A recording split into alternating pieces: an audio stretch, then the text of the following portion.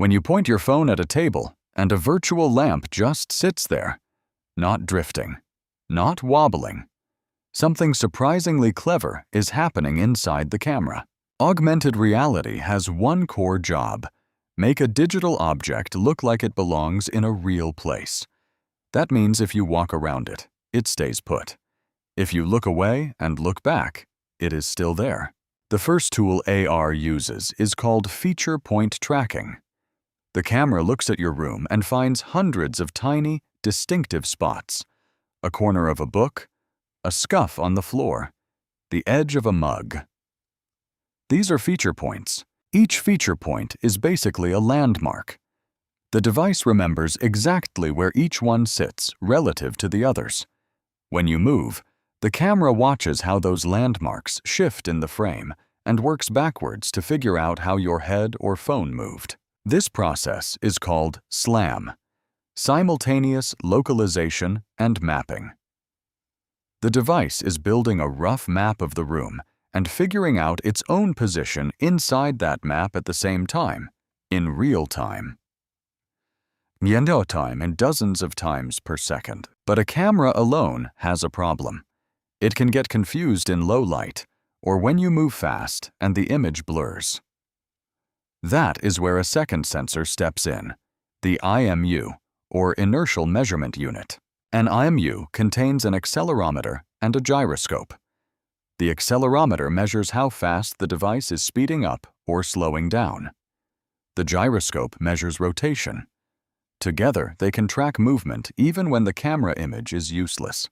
The system blends camera data and IMU data together using a mathematical filter. When the camera is confident, it leans on that. When the image is blurry, it leans on the IMU. The result is a much smoother, more reliable position estimate. Some devices also add a depth sensor. This fires out invisible infrared light and measures how long it takes to bounce back from surfaces. Now the device knows not just where things are in the camera image, but how far away they actually are in physical space. With a depth map, the AR system can do something really useful. Detect flat surfaces, like floors and tables, and anchor virtual objects to them so they look like they are actually resting on something solid. All of this feeds into what is called a spatial anchor. Think of it as a saved address in 3D space. The virtual lamp is not floating in your screen. It is pinned to a specific spot in the map the device built of your room.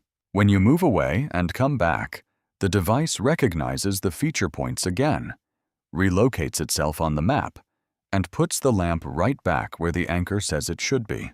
The whole pipeline: feature tracking, SLAM, IMU fusion, depth sensing, runs continuously, quietly, using chips designed specifically for this kind of math. Most of it happens in under 30 milliseconds, so you never notice the work being done. That is the basic answer to why your virtual object does not drift away. It is not magic. It is geometry, sensor math, and a map your device built without you ever asking it to. If you want to go deeper, SLAM and sensor fusion show up in self-driving cars and robots too. The same core ideas, much bigger stakes.